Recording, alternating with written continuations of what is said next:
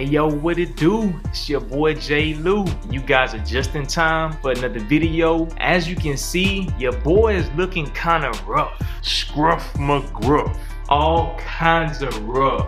You know, it's been a while. I've been trying to grow out my beard. I always had the chin strap, you know, but I'm trying to grow a full beard, and it's coming to that point where I need an edge up, you know. But when I first got my Andis SlimLine Pro Li clippers, I never zero gapped them, and they don't really hit as hard when it comes to giving an edge up. So this video is just to cover how I zero gap all my clippers. It's the same method that I use on my Andis Masters. It's the same method I've used on my outliners. But yeah, I'm gonna show you guys how I zero gap my clippers and everything like that, as well as what you need. So stay tuned. Alright, so when it comes to the things that you need, all I ever use when I zero gap my clippers, as you can see, is a Phillip head screwdriver. It's the one with the 4 points at the end. You don't know what a Phillip head means. And then you want to have a flat surface, because whenever it comes to getting the blades lined up, as you probably will be able to tell if it focuses. As you can see with my blades, they're not really zero gapped. The bottom blade it's not lined up with the top one, and that's basically what zero gap means, you know. So I'm gonna fix that real quick so that these bad boys can hit harder than what they already do. Alright, so whenever you want to zero gap some clippers, all you need to do, like I said, is take a Phillips head screwdriver, and there's these screws in the back of it that you need to unscrew first. So let's get into it.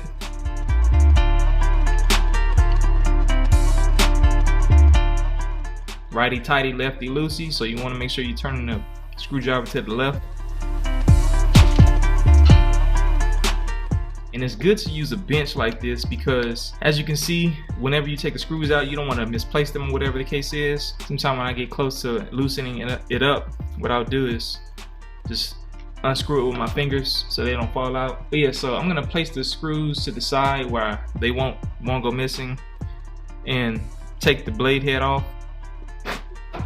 Alright, so when you take your clippers off, there's always the top blade and there's the bottom blade. The bottom blade is always sharper than the top blade. The top blade kind of protects, it's kind of like a comb whenever you're cutting hair. That's really what it's for. So if you ever want to make sure that your clippers hit harder, you need to zero gap, which means taking the bottom blade and bringing it close to the top. Now, in order to do that, you can't just easily just push them up, you know. So what I'll have to do is unscrew the top screw right here, as you all can see.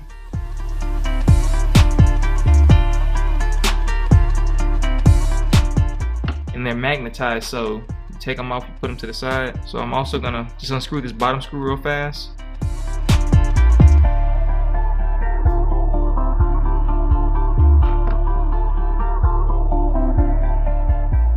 Now when you do that, you will notice that the bottom blade comes off. One thing I should point out is, as you can see, there's this blade oil that's in between the blades. You want to make sure that you lubricate it. So at this moment in time, and one thing I forgot to mention was the blade oil. Alright, so the lubricant we're going to use today is the Andis lubricating oil. This oil comes with your clippers or your trimmers whenever you buy them. That's one thing that Andis always do, is send you this blade oil. So what I'm going to do is simply unscrew the oil. I'm gonna apply 1, 2 drops at the top blade, as well as 1, 2, 3 at the bottom. Now, the reason why you need a flat surface, when you do this, you want to make sure that you line up the blades. And the easiest way to do that process is to take the table, and if you're kind of concerned, as you can see, I'm using a wooden table. I'll wipe up the oil and everything like that, but if you're concerned about the surface of your table, then just always put something underneath it, like a paper towel or whatever. But then you take the table and put the blade to where it is flat against the surface. You want to make sure that the blades are flush with the surface that you're using, and then you can take the little screw as before and simply screw them back in. So that's one of the benefits of them being magnetized. So at this moment, all you want to do is just simply screw it back in. Make sure you go to the right, righty tighty.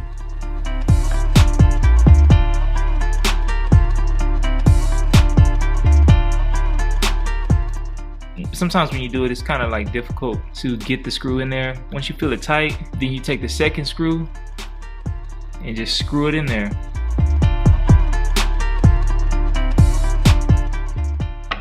Now at this point, you've already lubricated the blades. Therefore, when you put them back on the clippers, you won't have any issues with them just sliding about. But every time I always zero gap my clippers, I always want to place another drop of lubricating oil. So I'll just place 1, 2 drops right there.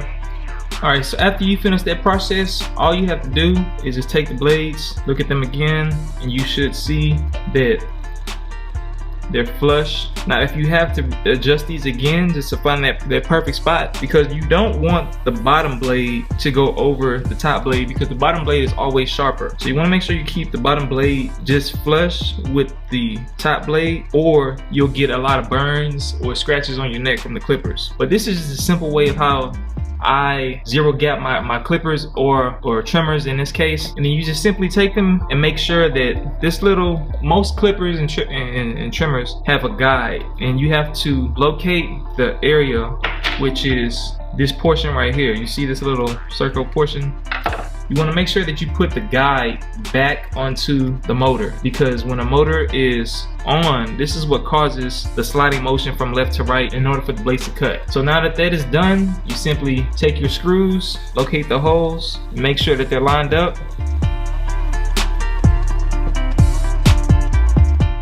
screw them back in. Now before you fully tighten it, you want to take the second screw and make sure that the second screw is inside as well.